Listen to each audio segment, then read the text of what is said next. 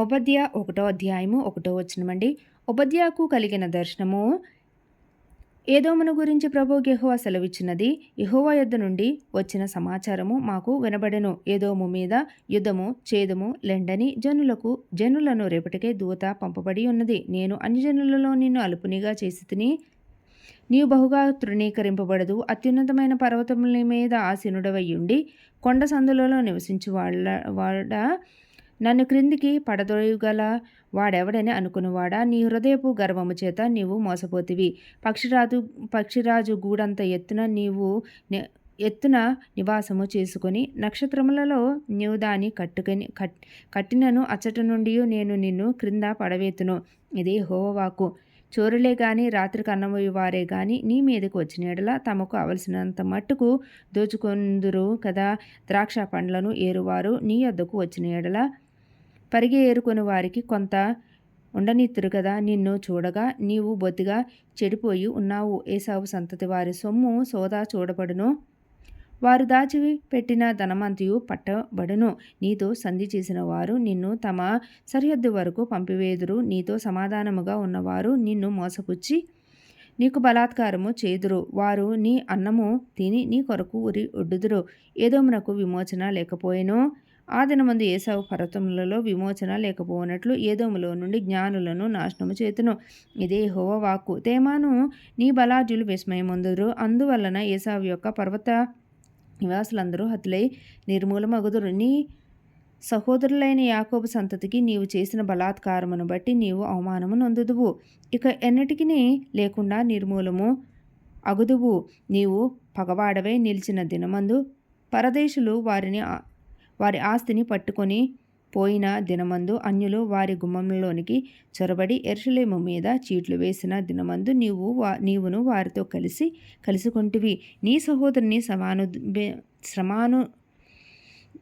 శ్రమానుభవ దినము చూచి నీవు ఆనందమందు తగదు. యూదా వారి నాశన దినమున వారి స్థితిని చూచి నీవు సంతోషింపతగదు. నా జనుల ఆపద్దినమున నీవు వారి గుమ్మములలోనికి చొరబడతగదు. వారి ఆపద్దినమున నీవు పడుచు వారి బాధను చూడతగదు.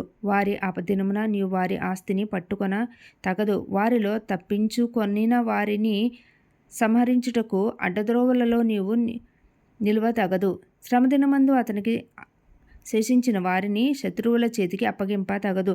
యెహోవా దినము అన్యజనులందరి మీదికి వచ్చుచున్నది. అప్పుడు నీవు చేసినట్టే నీకును చేయబడును. నీవు చేసినదే నీ నెత్తి మీదికి వచ్చును. మీరు నా పరిశుద్ధమైన కొండ మీద త్రాగినట్లు అన్యజనులందరూ నిత్యము త్రాగుదురు. తాము ఇకనెన్నడూ నుండని వారైనట్లు వారేమియూ మిగులకుండా త్రాగుదురు. అయితే సియోను కొండ ప్రతిష్ఠితమగును. తప్పించుకొనిన వారు దాని మీద నివసింతురు. యాకోబు సంతతి వారు తమ స్వాస్థ్యములను స్వతంత్రించుకొందురు. మరియు యాకోబు సంతతి వారు అగ్నియు యోసేపు సంతతి వారు మంటయు అగుదురు.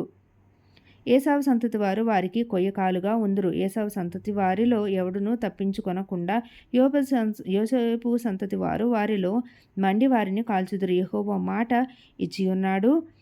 దక్షిణ దిక్కున నివసించు వారు యేసేవు యొక్క పర్వతమును స్వతంత్రించుకొందురు. మైదానమందుండు వారు ఫిలిస్తీన్ల దేశమును స్వతంత్రించుకొందురు.